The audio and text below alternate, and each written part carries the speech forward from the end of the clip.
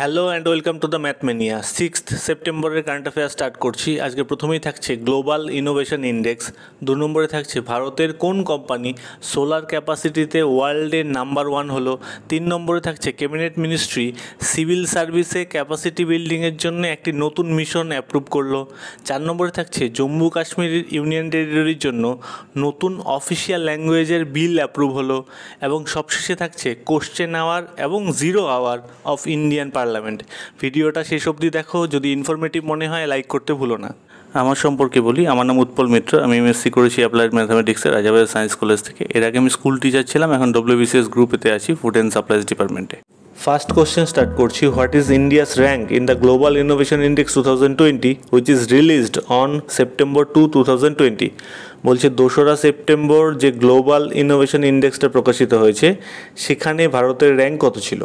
আচ্ছা, এখানে ভারতের র্যাঙ্ক কত ছিল সেটা জানার আগে আমরা এটা প্রথমেই জানবো যে কোনো ইন্ডেক্স, যে কোনো ইন্টারন্যাশনাল ইন্ডেক্স আমি যখন পড়বো তখন আমাদের 5টা ব্যাপার মাথায় রাখতে হবে।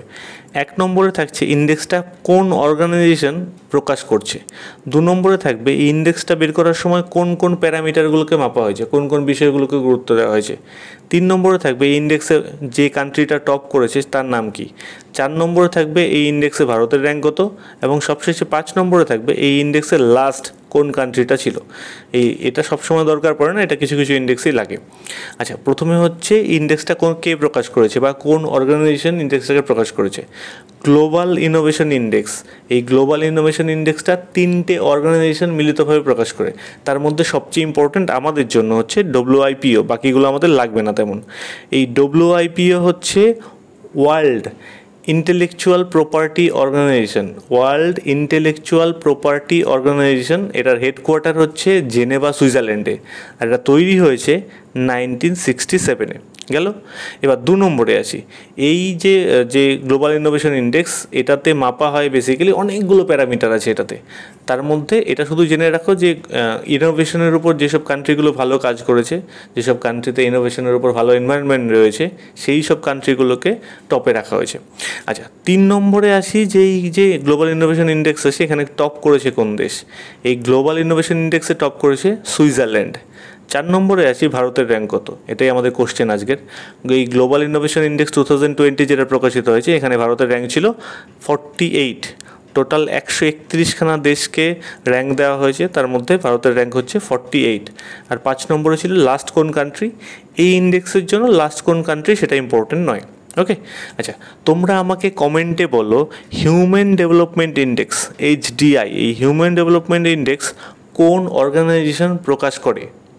সেকেন্ড কোশ্চেন স্টার্ট করছি। Which Indian renewable energy company has been ranked the world number 1 in solar capacity. বলছে সৌরবিদ্যুৎ উৎপাদনের ক্ষেত্রে ভারতের কোন কোম্পানিটা ওয়ার্ল্ডে নাম্বার 1 হয়েছে। ওকে। আচ্ছা, এখানে আনসারটা হচ্ছে আদানি গ্রিন। আদানি গ্রিন বলে যে কোম্পানিটা আছে এটা একটা কি company, renewable energy company, Indian company. এই কোম্পানিটা সৌরবিদ্যুৎ উৎপাদনের ক্ষমতার নিরিখে পৃথিবীতে প্রথম স্থান অধিকার করেছে। ওকে, এই জন্য এটা ইম্পর্টেন্ট, আদানি গ্রিন।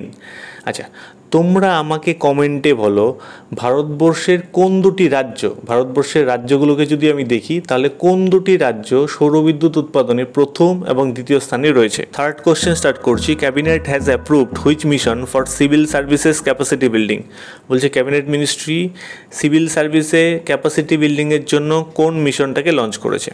ওকে, ক্যাবিনেট মানে হচ্ছে ক্যাবিনেট মিনিস্ট্রি, যার ক্যাপ্টেন বা হেড হলেন প্রধানমন্ত্রী। সেই ভারতবর্ষের ক্যাবিনেট কি করেছে, সিভিল সার্ভেন্ট বা সিভিল সার্ভিসে ক্যাপাসিটি বিল্ডিংয়ের জন্য একটা প্রোগ্রাম বা একটা মিশন লঞ্চ করেছে। তোমরা যখন সিভিল সার্ভিস দিয়ে সিভিল সার্ভেন্ট হবে তখন তোমরা যাতে আরও ভালোভাবে, আরও এফিসিয়েন্টলি কাজ করতে পারো, আরও ভালোভাবে লোকেদের পরিষেবা দিতে পারো, তার জন্য এই মিশনটা লঞ্চ করা হয়েছে বা অ্যাপ্রুভ করা হয়েছে। লঞ্চ এখনও হয়নি, অ্যাপ্রুভ করা হয়েছে। আচ্ছা, যে মিশনটা অ্যাপ্রুভ করেছে, ক্যাবিনেট যে মিশনটা অ্যাপ্রুভ করেছে সিভিল সার্ভিসের ক্যাপাসিটি বিল্ডিংয়ের জন্য, তার নাম হচ্ছে মিশন কর্মযোগী। ওকে। আচ্ছা, তোমরা আমাকে কমেন্টে বলো ভারতীয় সিভিল সার্ভিসের জনক কে। Who is the father of Indian civil service. Fourth question start করছি, how many languages are approved as official languages of Jammu and Kashmir by the union cabinet. বলছি ইউনিয়ন ক্যাবিনেট জম্মু কাশ্মীরের জন্য কতগুলো ভাষাকে সরকারি ভাষা বা অফিসিয়াল ল্যাঙ্গুয়েজ, জম্মু কাশ্মীরের অফিসিয়াল ল্যাঙ্গুয়েজ হিসাবে অ্যাপ্রুভ করেছে। আচ্ছা, এই কোশ্চেনটা একটু অন্যরকম হবে। আসলে কি হয়েছে, ইউনিয়ন ক্যাবিনেট কি করেছে, জম্মু কাশ্মীরের জন্য আরও তিনটে নতুন ভাষাকে অফিসিয়াল ল্যাঙ্গুয়েজ হিসাবে ঢোকানোর জন্য বিল পেশ করার অ্যাপ্রুভাল দিয়েছে। বিল এখনও পাস হয়নি, বিল পাস হলে তবে গিয়ে অফিসিয়ালি আরও 3টা অফিসিয়াল ল্যাঙ্গুয়েজ হবে। জম্মু কাশ্মীরের এই মুহূর্তে 2খানা অফিসিয়াল ল্যাঙ্গুয়েজ আছে, হলো একটা হচ্ছে উর্দু আর একটা হচ্ছে ইংলিশ। উর্দু আর ইংলিশ আগে থেকেই জম্মু কাশ্মীরের অফিসিয়াল ল্যাঙ্গুয়েজ আছে। আরও নতুন 3টে অফিসিয়াল ল্যাঙ্গুয়েজ বানানোর জন্য বিল পেশ করার অনুমোদন দিয়েছে ইউনিয়ন ক্যাবিনেট। যে 3টে নতুন ভাষা ঢুকবে সেই 3টে হলো কাশ্মীরি, ডোগরি আর হিন্দি। ওকে, আচ্ছা, এখানে তোমাদের বলে রাখি যে ভারতের সংবিধানে 8 নম্বর শিডিউলে মোট 22খানা শিডিউলড ল্যাঙ্গুয়েজ আছে। 8 নম্বর শিডিউলে মোট 22খানা শিডিউলড ল্যাঙ্গুয়েজ আছে। এই 22খানা শিডিউলড ল্যাঙ্গুয়েজের মধ্যে লাস্ট 4খানা, মানে 18খানা আগে ছিল, লাস্ট 4খানা ঢুকেছে 92nd অ্যামেন্ডমেন্টের মাধ্যমে, 92তম সংবিধান সংশোধনের মাধ্যমে 2003 সালে। তোমরা আমাকে কমেন্টে বলবে এই লাস্ট যে 4টে ভাষা ভারতের সংবিধানে ঢুকেছে, 4টে শিডিউল ল্যাঙ্গুয়েজ ভারতের সংবিধানে ঢুকেছে, সেই 4টে যে ল্যাঙ্গুয়েজ ছিল সেইগুলো কী কী। আচ্ছা, এই কোশ্চেনের আনসার তাহলে কী হলো, ইউনিয়ন ক্যাবিনেট কতগুলো ল্যাঙ্গুয়েজকে অ্যাপ্রুভ করেছে অফিসিয়াল ল্যাঙ্গুয়েজ হিসেবে? অ্যাপ্রুভ করেছে মানে বিল পেশ করার জন্য অ্যাপ্রুভাল দিয়েছে। সেটা হচ্ছে 3টে। কী কী ভাষা বললাম? কাশ্মীরি, ডোগরি আর হিন্দি। ফিফথ কোশ্চেন স্টার্ট করছি, the government of India recently announced that there will be no question hour, 0 hour and introduction of private member bill during the monsoon session. Which of the following statement is true about question hour? বলছে recently government of India announce করেছে যে সামনে যে monsoon সেশনটা আসছে সেখানে question hour থাকবে না, 0 hour থাকবে না, এমন কোনো প্রাইভেট মেম্বার বিল ইন্ট্রোডিউস করতে পারবে না। কোশ্চেনটা হলো এই কোশ্চেন আওয়ারটা সম্পর্কে নিচের কোন স্টেটমেন্টগুলো সত্যি। আচ্ছা, একটা করে জিনিসগুলো দেখি। মনসুন সেশন, ভারতের যে পার্লামেন্টারি কাজকর্ম আছে সেই পার্লামেন্টারি কাজকর্মে 3টে সেশন হয়। এক হচ্ছে বাজেট সেশন, 2 নম্বরে মনসুন সেশন আর 3 নম্বরে উইন্টার সেশন। মনসুন সেশনটা আরও আগে হওয়ার কথা ছিল, ওটা পিছিয়ে গেছে কোভিড-19-এর জন্য, সামনে মনসুন সেশন আসছে। এই যে মনসুন সেশনটা হবে সেখানে বলছে গভর্নমেন্ট অফ ইন্ডিয়া বলে দিয়েছে যে কোশ্চেন আওয়ার থাকবে না, 0 hour থাকবে না এবং কোনো প্রাইভেট মেম্বার বিল ইন্ট্রোডিউস করতে পারবে না। আচ্ছা, এই প্রাইভেট মেম্বারটা কি? প্রাইভেট মেম্বার মানে হচ্ছে, ধরো পার্লামেন্টে কারা থাকে? এমপিরা। এই যে এমপিরা পার্লামেন্টে থাকে এদের মধ্যে কিছু লোক হয় মিনিস্টার আর বাকিরা মিনিস্টার হয় না। যারা মিনিস্টার হয় না তারা হচ্ছে প্রাইভেট মেম্বার। যেসব এমপিরা মিনিস্টার নয় তারা হচ্ছে প্রাইভেট মেম্বার। তার মানে মিনিস্টার ছাড়া অন্য কোনো এমপি কোনো রকম বিল উত্থাপন করতে পারবে না এই মনসুন সেশনের জন্য। এবার আসি কোশ্চেন আওয়ার। আমাদের পার্লামেন্টে যেদিন পার্লামেন্টে লোকজন যাবে, কাজকর্ম হবে, সেইগুলোকে বলা হয় সিটিং। যেদিন কাজকর্ম হবে, যেদিন অধিবেশন বসবে সেগুলো হচ্ছে সিটিং।